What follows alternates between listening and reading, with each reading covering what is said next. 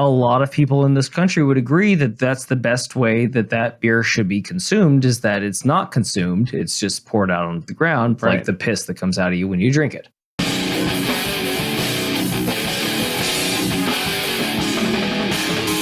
In today's Culture Corner, we're talking Dylan Mulvaney, Bud Light, Kid Rock. Yes, he's still alive and still around. Ball with the ball, bang, dang, diggy, diggy. Basically, the futile attempts of the, what do we call them? The lefties. I mean, other than just that, do we call them something more specific? That's insulting enough. Like, I think the outrage mob. They're trying to get into a pretty good insult, just in and of itself. No, it is. Well, generally that group of people, you know, the ones who make it a career or a personality trait to be offended by everything. Super fun to hang out with, by the way. They also like to, when certain non-laudatory labels are applied to them, they like to take that back as quickly as possible and make it completely useless by applying it to everything. And in this case, the meme that they're trying to push, but they won't succeed because weapons of meme destruction is on the case, is they're trying to make... All 5 of our viewers. Easy, buddy. Don't sell ourselves short. There's 6. They are trying to take the term cancel culture, which is a very real thing, despite their protestations to the contrary. They say that's not a real thing. That's just a made-up thing of the right and conservatives. There's nobody getting canceled out here. Well, now they're acknowledging that it's a thing and that the righties participate in it. And they're using Kid Rock now as the example. And we'll get into that in a second. But, you know, just kind of show you that in very Orwellian fashion, right, the first thing they go after is the language. And if they have a label applied to them and they don't like it, they're going to start calling everybody that thing so that the label no longer means anything to anybody. As long as the other people are doing it, not them. Of course, of course. They're never guilty. Of course. No. Because they're always right. Exactly. Wonderful. Yeah. I had a moment here.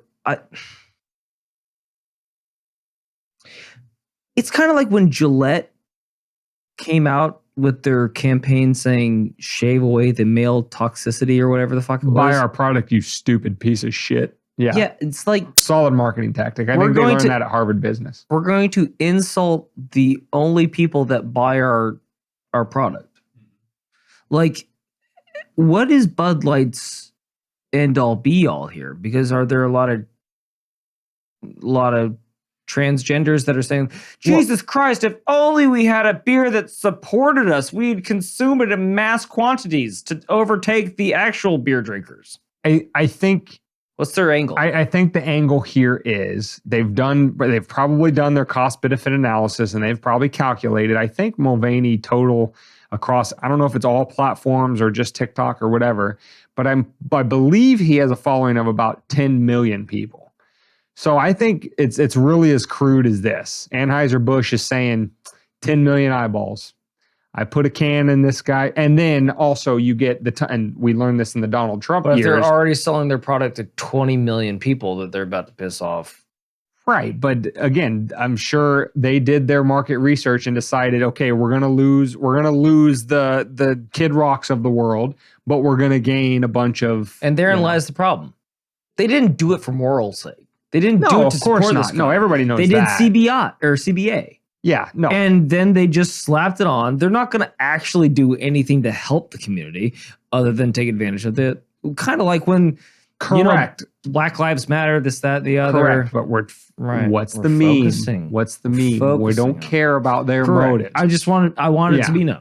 Right, of course. Yeah. No, it's a cynical play to sell more beer, more piss water. Got it.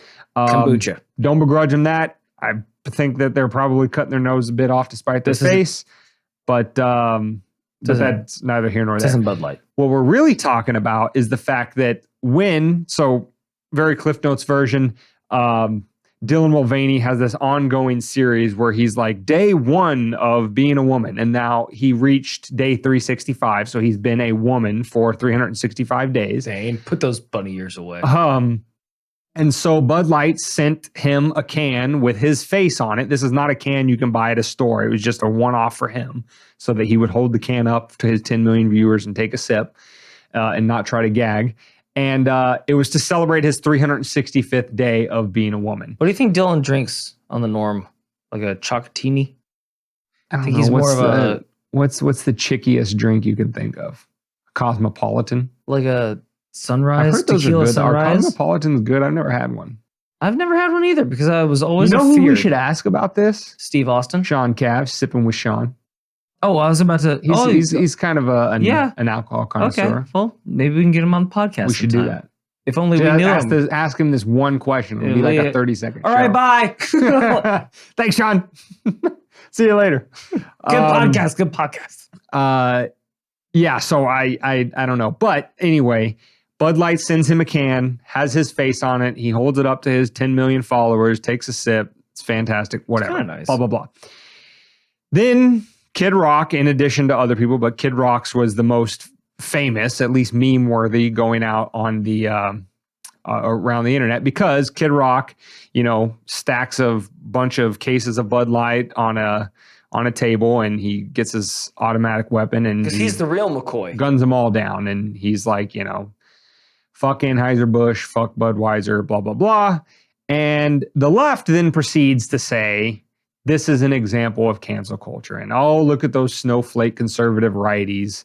For a nice little touch, Kid Rock on the back of his hat, he has MAGA, so making no bones about where he stands with that. And they're saying this is cancel culture. Look at these conservative snowflakes and blah blah blah blah blah. That's the meme they're trying to push. They're trying to push if you don't imbibe whatever it is they want to shove down your throat, no pun intended, that you're engaging in cancel culture. David, why is that wrong? Why is that not cancel culture? Why is that I wouldn't say it's the exact opposite. But yeah, why is that not cancel culture? Can I get multiple choice? I'm not good at tests, especially when they're pop quizzes. No, I don't see anybody that got canceled here.